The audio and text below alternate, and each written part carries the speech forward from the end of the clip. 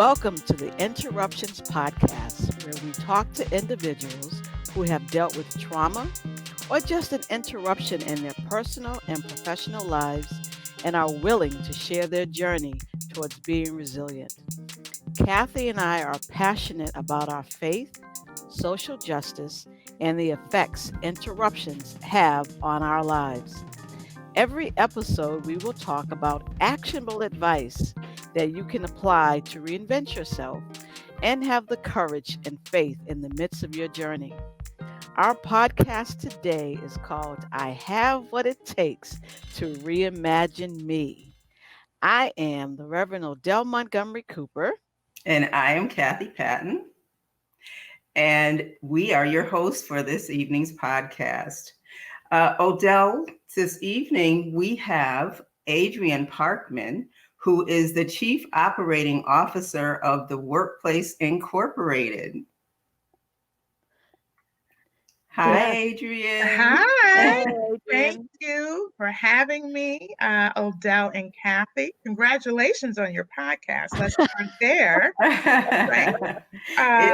Kudos to you and for, developing this as a forum to deal with really real and relevant issues around trauma, interruptions, and resiliency. So kudos to you. I'm honored to be here and look forward to the discussion.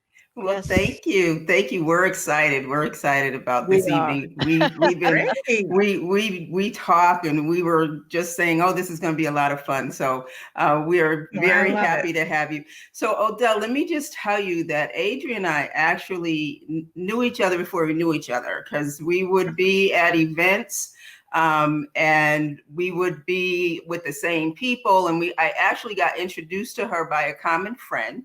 And then, although you were not going to want to hear this part, I will just let you know that I was the president of Theta Epsilon Omega chapter of Alpha Kappa Alpha sorority when Adrienne became a member. And even though I knew her and I knew about the things that she did in the community and what she did at work, I don't think I really got to understand a deep understanding of what she did until I actually started working at the workplace. Yes, I remember that. I think I came to a banquet or something you all had at Fantasia or something in winter or something, and Adrienne, you were there in the pink and green. I wore my red and white, nonetheless, but congratulations. And we all look beautiful. And that we did. But I met Adrienne before you, Cathy. A couple of years ago, I resigned from corporate and started my full-time career in ministry, where I began working at Montgomery Baptist Church. Mm-hmm. And the church had a development corporation. And during that time, there was a job training program that was out in Bridgeport. And Adrienne, it was called the Green Up Job Training Program. That's right. And they were looking for various vendors to partner with them. And I knew when I went to the introduction, they were looking for a faith-based, a church to join them. So Montgomery joined, and it was my first time meeting Adrienne, even working with the workplace. But I heard that there was a Black woman who was the director. You were a director at the time. I That's heard right. there was a Black woman who was a director at the workplace. And when I went, it was very professional. You talked about the program and expectations. And you had mentioned that every vendor would be giving a certain number of clients to begin with.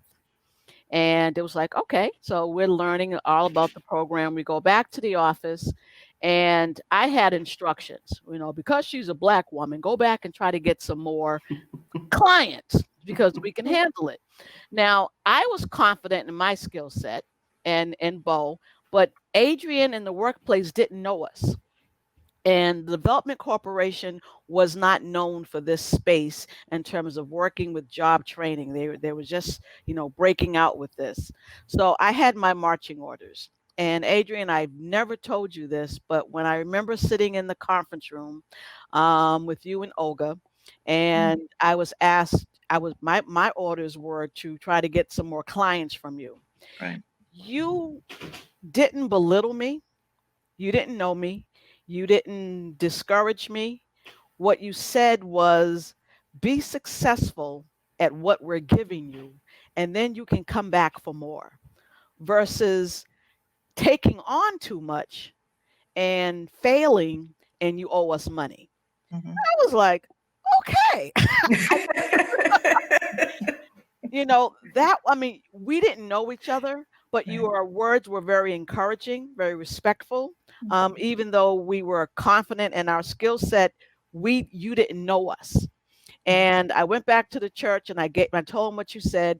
And the only thing it did was to motivate us to show you who we were and to be committed in this partnership. And we did just that. And, true to form, we exceeded our standards. We went back and you gave us more clients and you rewarded us for being one of your top vendors, amongst the many others that were present. So the recognition was well respected. And even when the program was over, I'm touting myself here because Go ahead. Adrienne recognized the talent. It wasn't because I was a Black woman. She recognized the talent and the contribution. And she called me back and a few others and said, we want you to help place our folks in jobs. And that's when I came back.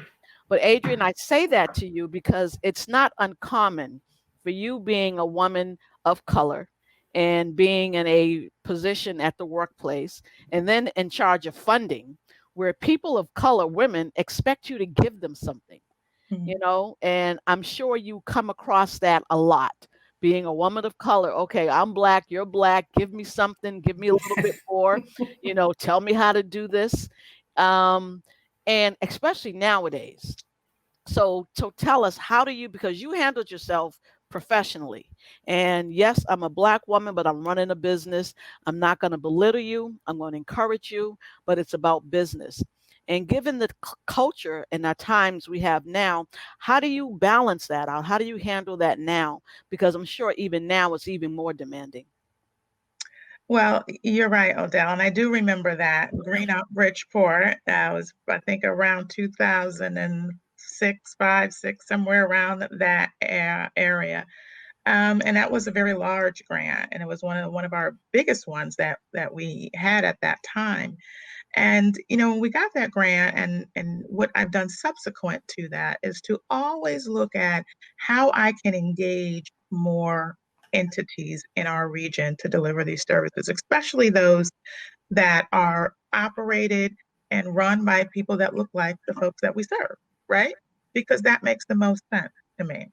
Now, I am always going to be, I do have a business, right? As you said. So I'm always committed to the mission and the goals of the organization and the outcome.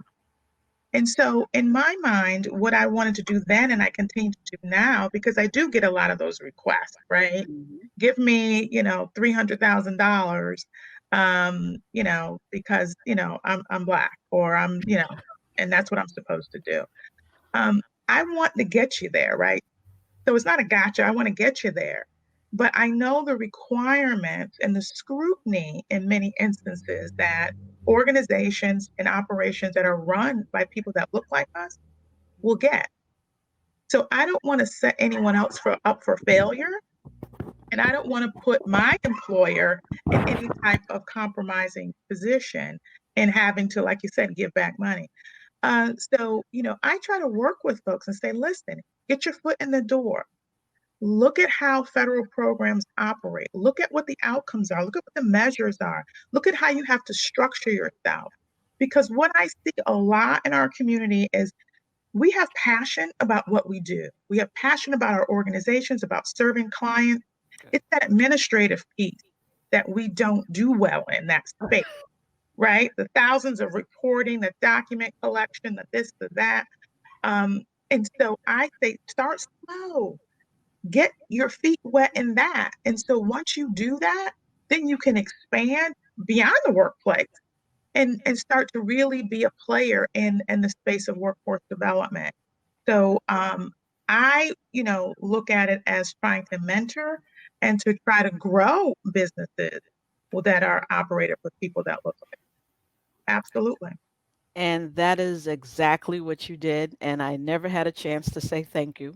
You're quite Because welcome. You did an amazing job. You were outstanding, and and I knew you would be, because I knew that I never felt that you came to demanding anything. You were very clear about what you were about and helping folks in the community. Like, this is, at the end of the day, this is what I want to do. So give me the opportunity. And and I you did knew that. you were going to do that. And I knew it, and it showed. And Mount Airy did just a fabulous, fabulous job in Green Up Bridgeport. And very proud of what you did, and you continue to do. So I'm glad I could be a part of that. I thank you. You helped us to navigate those reports that we had no idea what we were doing. I, they You are a know, lot. They are a lot. That's for oh sure. man, I mean, I Yeah. can, I was called in. Your financial report is not correct. I'm like, what? But again, you didn't make us feel inadequate. You Right. supported us, you encouraged us, you coached us, Mhm. and guided me and said, nah, this number should be this number should be that. Right. That's the norm. So Mhm. again, thank you. So Adrienne, and all of that, people can Google you online and see you on LinkedIn. But tell us something about yourself that we don't know that we can't find on Google or LinkedIn. Tell us something about Adrienne. Wow, what can't you find on Google or LinkedIn? Well, those are very objective things, right? Um, I think the thing that you won't find is, but it may show up, is that I'm very passionate about what I do. I said to, and I'll never forget, Eric Clemens, when he first, started, Concat, and we had a very long discussion when he was, you know, uh, going out on that venture from his previous venture. And he said, he's talking about, and we're talking about my background and this and that. And the one thing that he said, he goes, "Oh, so service is your ministry." Mm, And I had never even connected that. And mhm. he said, "Well, everything that you've mentioned that you do in the community and for your job is all in that same area of service." And Yeah. I think the one thing that, folks may not, know about me is that I'm passionate about service. I'm passionate about helping individuals, because I know, but for the grace, I But would for the not grace. be where I am today. So it is just something that drives me. Even when I got out of law school and I got, offers by a couple of firms, and I could have went that route. Hmm. And, something did not let me do that, Okay. because my life would be very different. And so, folks that don't know, now you know that, and those that know me know that I am about helping folks, and just really passionate about my community. Okay. Thank She's you. she's also going to be the next Oprah. She forgot to tell you that. That's Oh yes, because remember that. that's why I'm here, Odell, Okay. because I heard this was on her Spotify, so I'm hoping that she. That she picks you up. Listen, you have what it takes. Oh, you guys are Absolutely. funny. This is our platform. We are reinventing ourselves and Right, stretching out. every day. So, Adrienne, talk to us, our listeners who don't know about the workplace. Mhm. I had to learn about the workplace when I came to Bridgeport. In New Haven area, we have your sister organization, Yeah, and but the workplace does a lot more than what people know. So, talk to us yeah. about everything that you all are doing, because I hear that as I was on your website, you're in different states. You've Mhm. branched out, you've created new arms that people don't know about. So please educate us. Well, when I started with the workplace, I started on January 1st, 2001. It was my first day of actual employment at the workplace. And when I started there, we had probably about 20, 25 employees at that time. And we have nearly 200 employees now. And I think the one thing that we have done over the years is we have always been in a position to pivot, right? Working, seeing what the needs are and being able to operate a nonprofit with a business mindset of growth, not for profit, but for the ability to be able to help others. So as a workforce development agency, we provide a variety of services to help young people till the more seasoned folks who just going to continue to work, because we have programs that serve individuals who are seniors, and we have folks in our programs in their 80s that are still looking to keep themselves healthy through work. So we are in 6 different states now. Wow. And we operate in, Rhode Island and Massachusetts and New York and Virginia and Pennsylvania, as well as, of course, here in Connecticut. We have branched out to, we have created, in terms of branching out, we created a for-profit division of our not-for-profit. And how this started was, a lot of employers use staffing agencies to fill their talent pipeline. Yes. And so we had a lot of folks in our business that were working for us. They're saying, listen, I'm trying to place people in jobs, but a lot of these employers are using staffing agencies. So I said, well, why can't we start our own? Why not? We wanted to do it the right way, of course, and we didn't want to not, have a nonprofit staffing agency, because you have for-profits that say, hey, you're on a, we want to be on a level playing field. So we created a for-profit division with the sole shareholder being the not-for-profit. And the not-for-profit receives all the profit so that we can put it back into programming. Wow. That's I'm always thinking, and I'm sure Cathy can tell you, I come up with a whole bunch of ideas. But we have expanded just across Connecticut. So we have, and we're always responsive to the times. Okay. So back in 2008, when we were going through the big Great Recession, we had a lot of folks facing foreclosure. And so instead of, huge, yes. right? Yes. Connecticut's numbers were off the charts. I remember. And so we said, well, what are we going to do about it? We can read about it and say, oh, that's too bad. And, a lot of people would automatically think, well, what does workforce development have to do with a mortgage crisis? Well, people are in a crisis because they can't pay their mortgage, probably because they don't have a job or they're not being paid enough. Yes. So we created a program, went to the state legislators and said, hey, you know what? We can make a case for, if we can upskill folks, they can get better jobs and they can actually be in a position to pay their mortgage. I remember that we sent people your way during that time. I was like in the church, go here, go there, talk to people. You've helped saved many of people who are disciples at Montgomery, their mortgages, their houses. They either sold their houses or the banks couldn't foreclose on their house. Right. They were upstairs, that I remember. And that's all.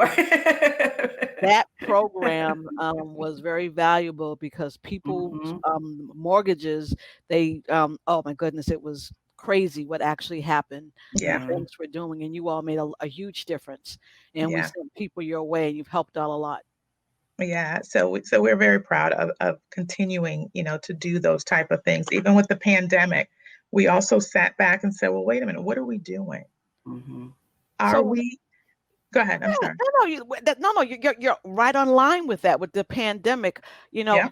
What are you doing? How do you stay true to your mission in 6 different states? And a lot of work, travel. Right. Exactly. A lot of work, a lot of calls, a lot of, keeping in touch with folks. But I think, it's so important that our business is so important right now, because we have so many thousands of people that are out of work right now. And we know that those numbers are just going to continue to grow, because once these extensions and unemployment end at the end of the year, there's going to be this cliff where folks are going to just fall off. And so we have to prepare folks and make sure they are ready, A, and B, not, and you talk about interruptions, and we want to interrupt that cycle of unemployment so you're not long-term unemployed. Because it's easier to get a job when you have a job than when you're unemployed. So we want to try to help individuals. So what we did was, in terms of our virtual life, we had not had any virtual programming, and now all of a sudden it's become like 100% of what we do, right? Overnight. So March 13th, 2020 will live in our minds forever. When we just had to shut down and okay, figure it out. And, I just had to bring folks together and say, okay, we got to figure this out. And my first thing, and I tell my board this, is that, I had kind of 3 pillars and goals in mind. One, I had to make sure my staff was okay. That's the first thing, right? That was priority, and that they were engaged, because everyone's going to respond differently. Yes. And so the second thing was make sure we had the customer engaged. And I can't do that if my staff isn't engaged, right? So we had to focus on how we're going to do that. And 3, how are we going to continue to be innovative and effective and transformational in a virtual environment? So we've done all kinds of things, and especially with the staff engagement. And Cathy leads our Wellness Wednesdays, so we bring everybody together every morning. We have programming for our staff. Good. And, it can be basic, training you how to, do presentations, to fun things. We have documentary Mondays and feel good Fridays, where we have an employee of the week. And, we listen to videos and motivational things and spiritual things, so that I can make sure everyone is being taken care of. And we get 125 to 150 people online every morning at 9 a.m. Oh, And that's so outstanding. absolutely across the enterprise. And and I tell everybody, keeping staff engaged has been a priority for me. And it's not as hard as folks would like to think. Because I am a true believer that people just need to be acknowledged. People need to be listened to. People need to be heard. Yes. And, and so if you do that on a consistent basis, because that's what I see leadership as. If you do that on a consistent basis, people will show up. And so that's part of the things that we've done for staff and even for customers. In this pandemic, people, like I said, their lives are interrupted. Our lives are always interrupted. So we had to come up with something to deal with the mind and the spirit before we can start saying, okay, this is how you do a resume. Right? Yes. If you're not ready to hear that message, you're never going to get it. Right. Absolutely. And I think that happens. We find that in programs too, that if home is not settled, how can your mind be in the classroom? Right. That's exactly right. Yeah. And that was one of the things I did in our we run the American Job Centers in Southwestern Connecticut. And, during the Great Recession is when this came up, and you had so many people at that time, middle management was wiped out. So you saw a lot of folks with education that had never been unemployed, right? It wasn't what your typical unemployed looked like.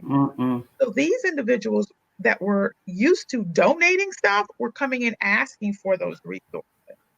Yes. And so one of the things that I realized very quickly is that, folks were food insecure, just like they are now. And how do you focus on a job search and getting a job when that's exactly what you need? Right. If I'm hungry. That's right. If I don't know where I'm going to lay my head. Those basic securities are so important because, like you said, we're not expecting it. I mean, I'm a prime example. I'm a professional. I'm working as a director, and my life is interrupted, and have a brain aneurysm. I get sick, and I've got to figure out how am I going to live. Right. And for you talk about ministry, my faith is there, but I personally was home in my house hungry because I was too embarrassed to go to a food center because I used to be the ones that send people to a food center. Now I'm on the receiving end versus the referral end. And it took me a very long time to shed that ego and that pride to Mm-hmm. say, I'm hungry and I need to eat. And being able to say, I've got to go out there and I've got to stand in line. And not Exactly. just you, but your family. That's right. Yeah. That's right. And that's why, I said, well, why can't we have in our job centers some food? Mm-hmm. Yes. Right. So I went and we got some dollars from a foundation and, established our resource center where we have, but we don't advertise it. But when you're working with folks and you see what they're going on, we can go give you a bag of food. We Mm-hmm. can go give you some diapers or some, formula for your child. Because those things are going to help you on your job search. Because Mm-hmm. like you said, how do you do life when you're hungry? Can't. When you don't know where you're going to stay tonight. Nope. So, just all of those things become so important. So, when we talk about the workforce development system, when I started in this business over 30 years ago, I know y'all, I look kind of young, but You uh, do. I would never have thought that. I know, right? It was a very different time. Mm-hmm. And, we would just have to train people. We train them, they go to work. There was a period of time, probably about 15 years ago, where we had to start to educate people, then train them, Mm-hmm. then, put them to return people to work. Now we have to provide the social services and the education, the adult ed, the remediation, and train, and then get folks to work. So our scope has changed and broadened so much over Yeah. the Yes. years that I've seen. And there's so many demands on the workforce system. And that's why we've had to be very, very aggressive about going after grants to fill those gaps. Because believe it or not, the federal funds that we received for our core funding to fund the job centers back in 2001 when I started was about $5 million. It is 2020 and it's still $5 million. Yeah. Wow. Wow. That's Right? a huge stale. It's a It's stale. It's absolutely. So the federal funds that are just our what we call our formula funds have been the same. The needs have grown. The number of people that need the service have grown. So yes. if we as an organization stood still and didn't pivot and didn't do what we need to do to expand the programming, then what, we would be able to serve a fraction of the number of people we serve on a yearly basis. And so it's become vitally important for us to continue to, look for ways to be impactful and to Mm-hmm. make sure that we are delivering those services to the community. Okay. So, Adrienne, you hit the nail on the head when you said had to pivot. I remember, and I don't remember the exact day, but I remember in March where, Yeah. For the first time ever, that stay home Yeah. from every business. It was coming from everywhere. It's Yeah. coming from schools. It was coming from stores. It was coming you couldn't turn on the radio. You couldn't change channels. It was coming from stay home. And then at one point you had to, how did you do that? Because at one point you had to say, okay, I get we have to pivot, but I have a business that I have to continue to run. So how did you make that pivot? Like, what did you say to yourself? Because I know when you said to stay home and we're going to start working from home and we're going to start doing things virtual, and I know I shared this with Odell before, that I literally I went down to the kitchen and I was like going like this in circles, like, okay, well, I don't know what to do, right? I don't know what. Okay, I'm supposed to be working, but I don't know. But I have a now I have to be home with my husband and my daughter, and I got to get her settled, and I can't, again, like you said, if this piece is not taken care of, I can't take care of this piece, right? And so I had to get my daughter settled and trying to figure out, okay, at some point I have to do some work, but even getting my mindset there to say, okay, but what worked and how do I work? Because I had never, ever worked from home. And so I think the first thing I did was went and made a cup of coffee. And then I said, okay, now I can. All right. But I had to sit and breathe and say, okay, I got to figure this out. But and that was just me trying to figure myself out in my house. How did you figure this out for an organization like that? Cathy, it's, I don't know, because I did the same thing as you did on that first day. You wake up and it's like, and I think back then we thought, okay, well, this is just going to be for a couple of weeks, right? Yeah. We can do this for a couple of weeks. And then it just got longer and longer and longer. And I mean, for me, I don't think about a lot of that stuff, right? I just do. And I think that's just the way that most of us are, right? I knew that we could not stop. I knew that we had to continue to provide services.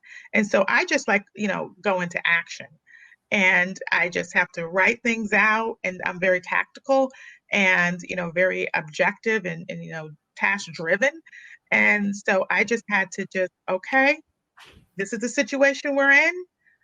What needs to be done? And so I know I drove a lot of folks crazy in the organization, because when I get into that mode and I'm like on a mission, like I know where I'm going, so y'all can either jump on or you're gonna fall off, one or the other. I just really, really just honed in and said, listen, just like with life, when stuff happens, it's like, you know what, I try to live my life very intentionally.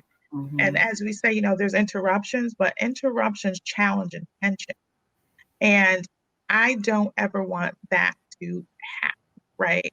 We can't go the direction that we thought we were going to go, but there's always a way to get there, and I'm going to find it. And so I knew, like I said, what are my goals during this? Staff engagement, customer engagement, innovative program. And so what does that look like? And, the biggest thing was, keeping staff upbeat, engaged, and, and I think the good thing that happened, and I think Cathy can attest to this, because we have staff in so many different states, folks never saw each other because we never heard of using a Zoom or a Teams, right? I laughed. I said, poor free conference call.com. Totally crashed. Done.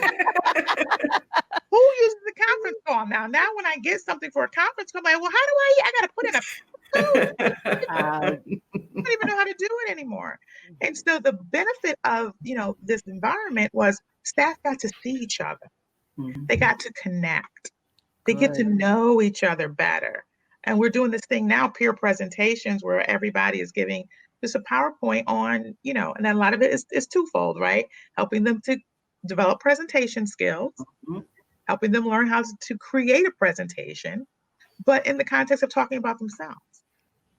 And that's giving us some insight into people that we would have never had the opportunity.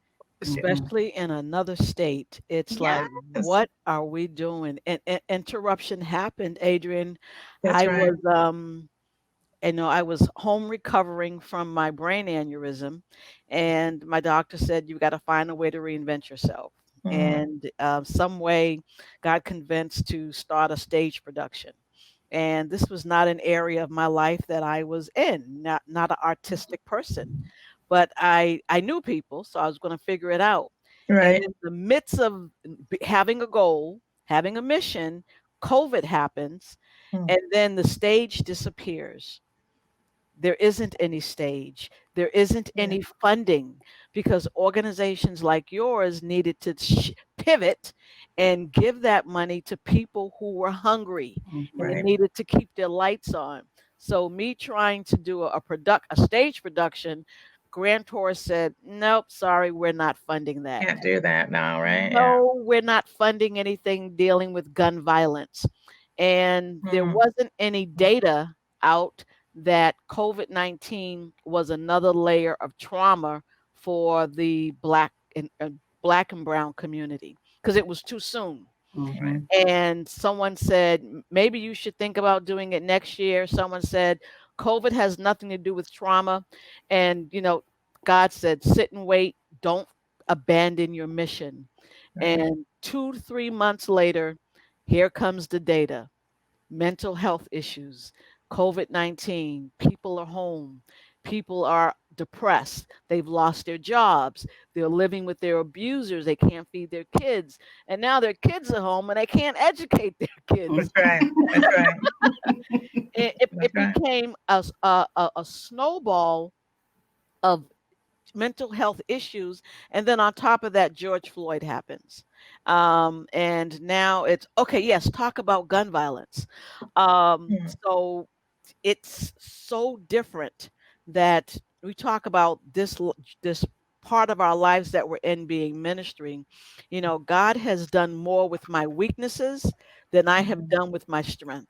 mm, And it's like, okay, here we go. But you're correct about pivoting and keeping people safe, and mhm, respect that. But Adrienne, tell us before Kathy jumps in with this next question that she has.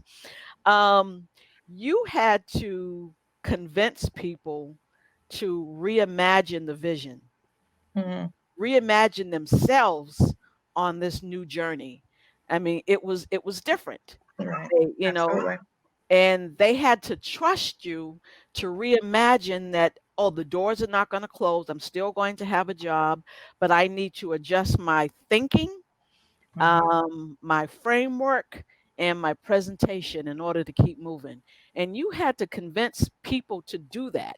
And that's why you're here today, for how do I reimagine me? mhm, You know, how did you get your staff to reimagine themselves, and how did you reimagine you? mhm. Good question. Well, in terms of, getting staff to reimagine, again, I think just acknowledging what was happening, right? Because as a leader in the organization, you have to have the confidence of the people in the organization. They have to believe that you're credible, that you're being honest with them, and that you truly care and understand. And so, we can't sit here and say, "Oh, it's not impacting me, so it shouldn't impact you," or, "I'm not feeling what you're Mhm. feeling," because you have to be real and authentic. And I think that authentic leadership is, a key to what has, been helpful in everyone reimagining what they do. And just the encouragement. And again, the acknowledgement that, hey, okay, today might be hard. You Mhm. know what? But there's always tomorrow. Yes. So helping people not to have to worry about their job and knowing that it's going to be there, and helping them to understand, okay, you have a job, there's other people that don't. And so you have a gift that you are going to have to use to help those others. And so I think that that has helped folks, Mhm. and to see not only me, but Joe Carbone and everything on these calls. Um, we have 4 p.m. gratitude calls where folks can get on and just talk about, what are you thankful for today? Right. Because you can be thankful for something in any given day. Yes. Just that you got up is thankful. That's a big one. Mhm. Um, and so that if they can see that their leaders are human, I think has helped, them to be able to pivot and to say, you know what, I can do this. I have a support at work, even if I may not have it at home. And we've seen folks reach out and, embrace their work family and, celebrate each other. And I'm so very proud of what has transpired. So if we have to look at a silver lining in all of this, I think, at the workplace we have found it. Mhm. Because I have never had staff as engaged as they are, and truly, really, really focused on the mission and talking about it, Mhm. and even focused on what's happening out in the world. Right. So, Adrienne, 4 months into COVID-19, Mhm. George Floyd happens. Breonna Taylor Black Lives Matter implodes. And while we're still dealing with COVID-19 and people are still home, in your agency, what did you do to address those matters? Because it's easy to close our eyes, right? And just leave home. But what did you do in your agency to address these topics and these issues?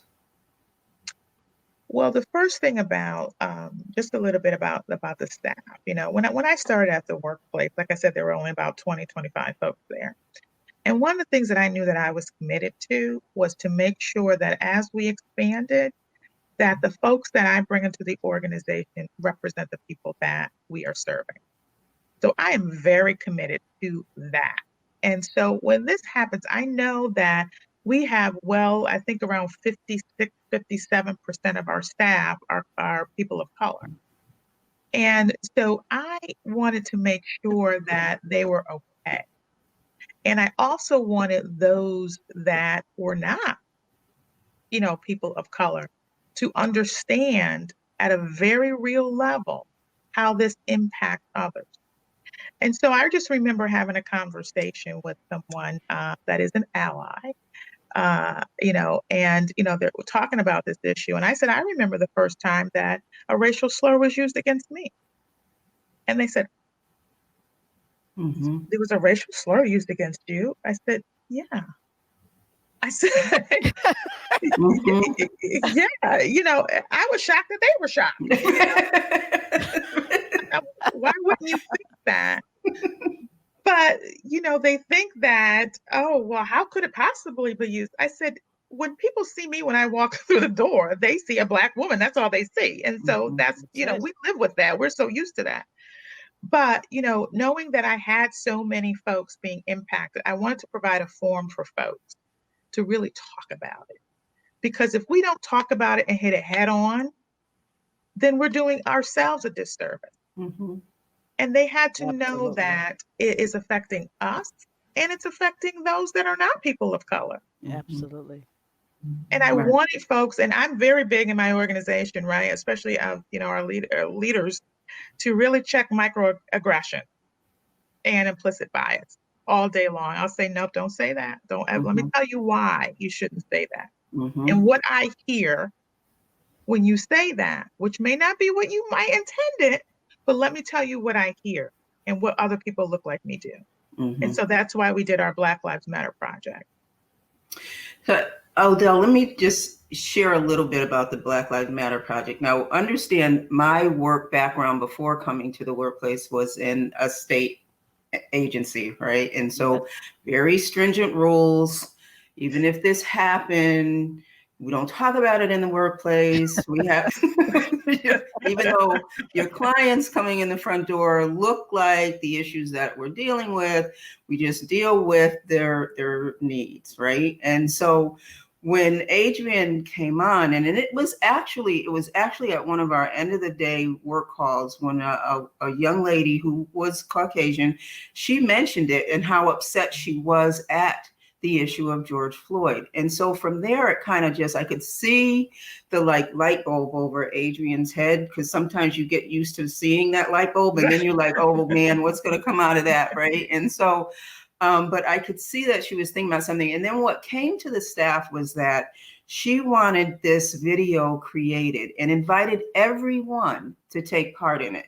She didn't hide the fact of what was going on. She had honest conversation about it, allowed people to have honest conversation about it. And what resulted was this powerful, powerful video of her staff. And it was all makeups of her staff, men, women, white, Black, talking about the Black Lives Matter. And I want you to take a moment just to look at this video.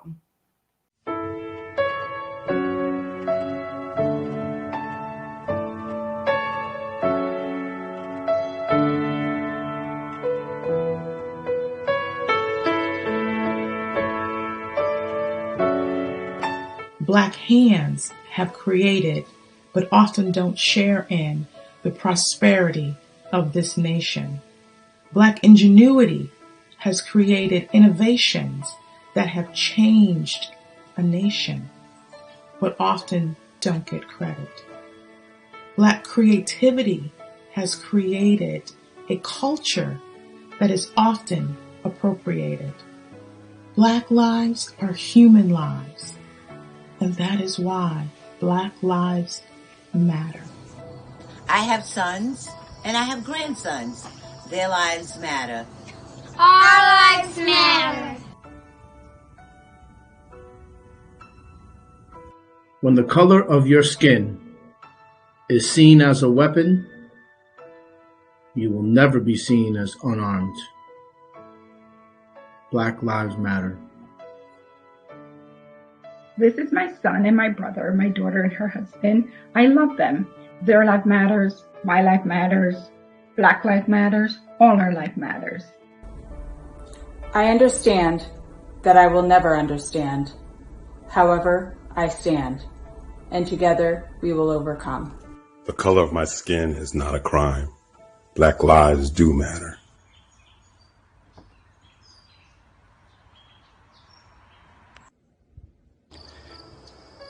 Black lives matter. Our nation has a long way to go to get to where it needs to be.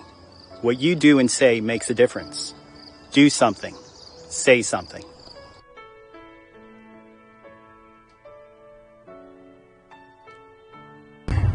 Black lives matter. Do they matter to you? Yes, Black lives matter, but matter is the minimum. Black lives are worthy, Black lives are beloved, and Black lives need to be respected.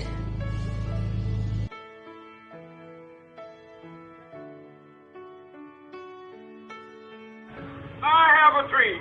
My 4 little children will one day live in a nation where they will not be judged by the color of their skin, but by the content of their character. I have a dream today. Racism is a pandemic. Black lives matter.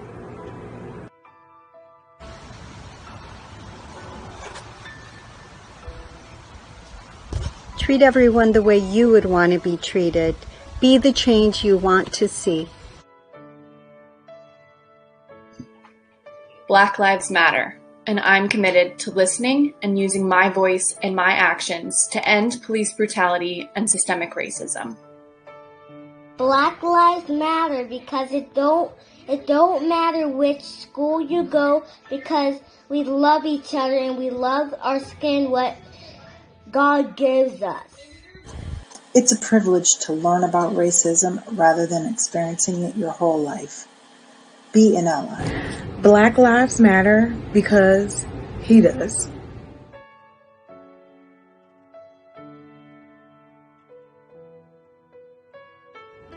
And because he does, they do.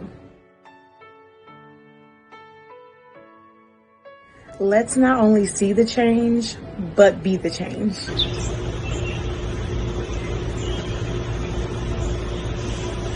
Black lives matter. Black lives matter. I will not stay quiet so you can stay comfortable. Help us end police brutality. Black lives matter. Black lives matter. In standing up for something like this that you believe in, you change everyone, you change the world. I am color blessed. Rhode Island cares because Black lives do matter. Let's unite as one community to confront enduring forms of racial discrimination. Together we can. Black lives matter. Racism and slavery should have ended in the 1800s. So why is there still no justice? I don't know what's going on in the world today, and I may not have the answers, but I know I can be part of the solution. And systemic racism. Today we are looking for healing in our land. We're looking for justice for the disenfranchised and oppressed. We have to overcome our barriers and prejudices because there's really only one race, and it's the human race. Black lives matter.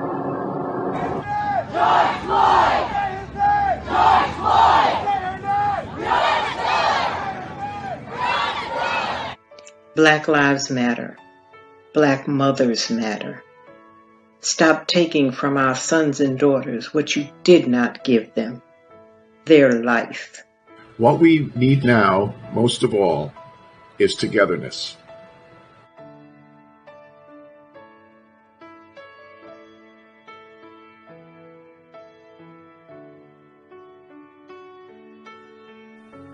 My intention every day is to listen, to understand, and to learn with and from others. Peace on earth!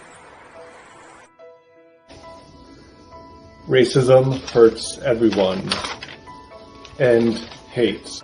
Hate does not belong in this country, and hate does not belong in our future. My commitment to the Black Lives Movement is to vote, to fill up my census, to support Black businesses, and to be colorblind and allow for space to have positive, safe, and proactive conversations around race. It is a privilege to learn about racism rather than experience it your whole life.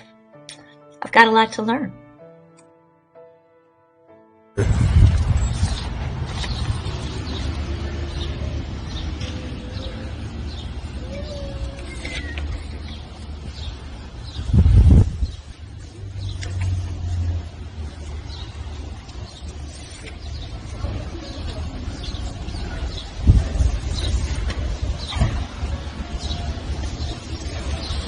No Black mother should have to begin conversations with her 5-year-old son as to why he is not welcome in certain neighborhoods.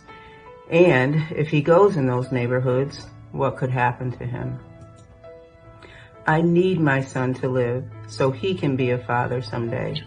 I strongly support racial equity, social justice, and equality in everyday life. I am listening, and I will be part of the solution. My life matters. Black lives matter. We are the workplace. Nearly 200 employees in 8 states. And we're proud of our work in job training and job placement. But there's a culture to the workplace.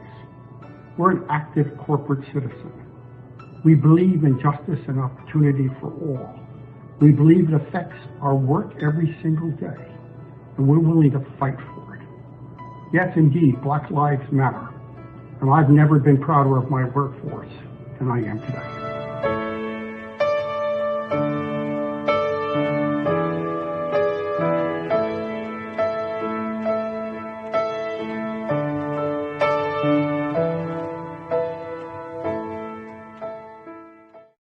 Wow, that was a powerful message.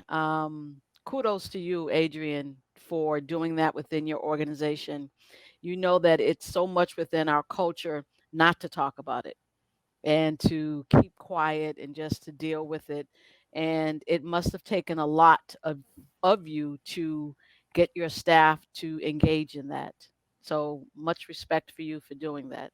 Thank you. Thank you. And, staff who are really receptive to it. I was just so proud of what we put together, and it was just listen, and instructions were simple. Just what are you feeling right now? Yes, yes. That's it, and it was just that simple. And I think that people weren't scripted, people didn't have to, but people stepped up, and I think it's just a really pivotal moment for our organization to really make that statement. It's I'm gonna have to watch it again and put it on my page. I'm glad that they'll be able to watch it here. So a question I have for you, Adrienne, is so often like now, being people of color, all three of us actually, we're asked more and more to be an advocate for. What do you think of the George Floyd case? What do you think of Breonna case? Yeah. And you being a lawyer and being at work, being in the workplace, how many times are you asked your opinion about the Breonna case and the Black Lives Matter and George Floyd being held as a martyr and he was a drug dealer and he was this, he was that? I mean, how often are you asked that question? And how do you handle that in the workplace? I'm sure it's more exhausting for you than it is for us because you're a lawyer. Yeah, and I do get that. You're absolutely right, Odell. Folks want to know, well, what about this? And like you said, he committed a crime. So all of that, and there's a legal aspect to all of that, but there's a human aspect as well. Yes. So there should humanity and the legality should be able to live in the same place. So folks should not lose their lives over petty crimes. I mean, that's just absurd. And so I tell folks, I say, listen, the legal is the legal, but let's talk about what really took place, because what took place had no comparison to anything that anyone may have allegedly done. And you take the case of Breonna Taylor, where she didn't do anything. Nothing. She was just living, right? And so there's just absolutely no justification for people who can't, in law enforcement, who cannot just be human and cherish humanity and people and respect people. So there's those are just, to me, very different conversations, and they both can live in the same world, and that's what we just have to keep fighting to get to. And I think that collectively we have to just continue to really, really speak out and speak up and show out and show up. Yes. And that we do. And it seems like I've had to actually stop watching, Facebook, turn it off, turn the TV off, because it was another incident after the other. Yes. What number 45 was doing, what he said, what he didn't say, he said it, the misinterpretations. All of this is going on and on. And, Cathy and I have these kind of laid back lives now. She's in Atlanta being grandma. I know, right? Love it. So our lives we've had to reimagine ourselves in the second phase of our life, but you're still running an organization. As Cathy said, you're running the foundation for the Links. And these are programs that she's actually she's the president of the Links chapter in Waterbury, and she is running the foundation for the Theta Epsilon Omega chapter in New Haven for Alpha Kappa Alpha. So yes. Okay, she's busy. She's busy. Let's just say she's busy. Thank you for the correction with the alphabets. Funny, right? But I knew it was with the Links and the AKAs and the foundations, and all of us, in the Divine Nine, and these programs are drenched in tradition and protocol and process and procedures. And if we don't have this program, then how do we get a child to school? If we don't have this banquet, how do we raise funds to support this program? And all that disappeared. And you talk about pivoting, you've got to pivot to get women drenched in tradition and protocol to reimagine. Okay. And people at work, you got a job, be thankful, need to reimagine yourself, because there are people who don't. But Adrienne, what do you do for you? What do you do for you? What do I do for me? What do you do to keep you sane? When she gets those rare seconds, right? A few seconds here or there. I love what I do. I get so much energy and life from not only what I do at work, but the organizations that I am involved in. I love, love, love being around my sorority sisters, my Link sisters, my girlfriend. It gives me life.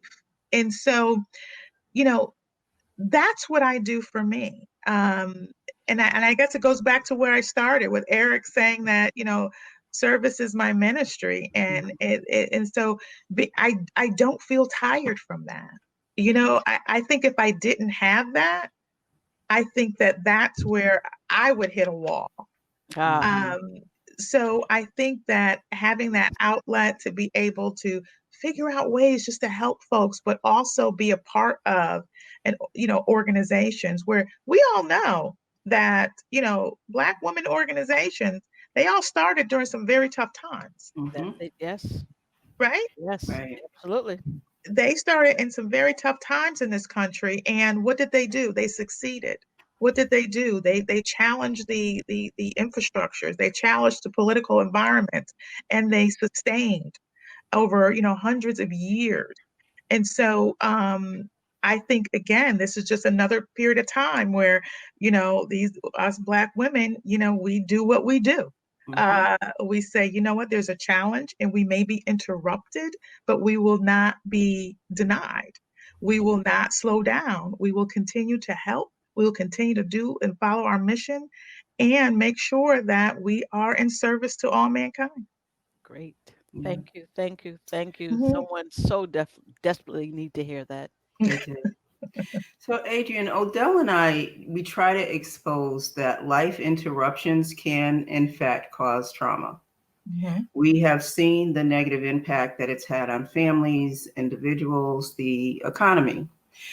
Agencies such as the workplace and the organizations such as the Waterbury, as Links and the Divine Nine, we know are part of something larger than themselves and continue to try and still fulfill their vision and their mission.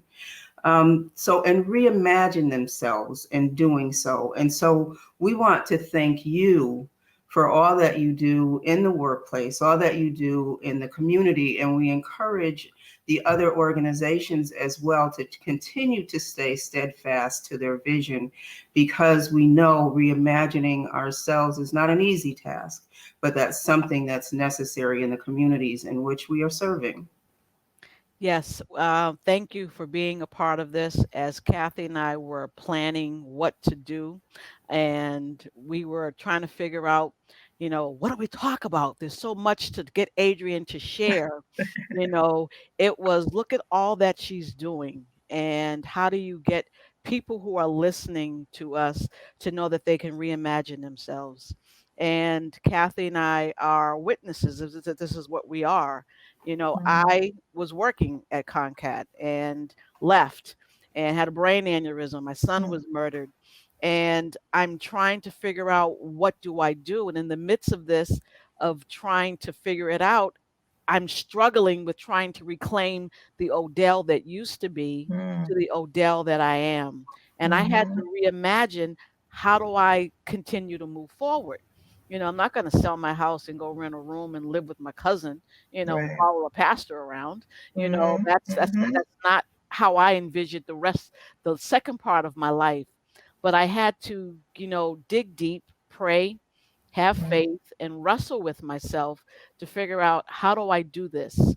And it wasn't easy. I fell many a times and got back up and struggled, dealt with pride, self-esteem, and it wasn't easy. But the great thing that I had was a network of support and encouragement, and it's your agency, and you keep running, stay focused, stay visible, because what we want people to know who are under your leadership with the links and AKA and at work is that you're modeling it. And it is so important to help us, because we don't always know, sometimes we're afraid to ask for help. Right. We're embarrassed because, as you mentioned earlier, we're middle class professionals. We're educated. We have a master's degree. Now, all of that has changed and doesn't mean anything. That's right. So please continue to share and to listen and to support the people that you work with, because it's this journey of reinventing yourself is not easy, but it can be done. Oh, it absolutely can be. It absolutely can be. And congratulations to you. For your journey, and for, reinventing yourself and being who you are and who you always were. We